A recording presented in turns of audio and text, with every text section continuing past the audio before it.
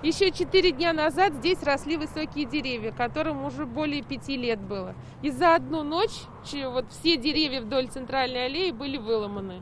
На утро жители нашли только лежащие рядом саженцы. До этого, их, по их словам, вандалы не раз ломали металлическую лавочку.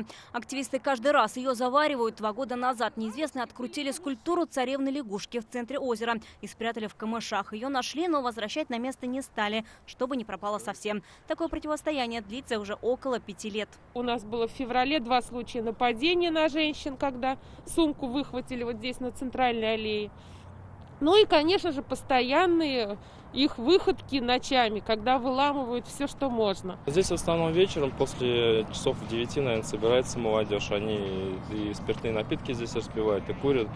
Вот, как бы такая молодежь, это маргинально собирается и, соответственно, беспорядки устраивает. Парк озера Харовое давно стал народным. На этом месте хотели построить заправку, но жители окрестных домов отстояли кусочек природы. Тогда в ситуацию вмешался Рустам Миниханов. Около озера появился сквер. Президент открыл его в 2015-м. Сейчас это экопарк, где обитают краснокнижные животные и птицы. Всю эту природную красоту практически в центре города поддерживают сами жители. Они разбивают клумбы, сажают кусты, красят заборы, устанавливают стенды. И чтобы все это поддерживать и дальше, по их мнению, здесь нужны камеры видеонаблюдения. Я считаю, что видеонаблюдение необходимо. Мне больно. Мне больно за все. За ивы больно, за цветы больно. Жалко, когда в парке хулиганят, ломают деревья, ломают саженцы, мусорят, ломают скамейки. Поэтому за парком нужно наблюдать, и его нужно охранять. Жители просят установить видеонаблюдение по проекту формирования городской среды. Войдет и Харовое в программу, и появятся ли камеры в парке, мы узнали в Комитете по внешнему благоустройству исполкома Казани.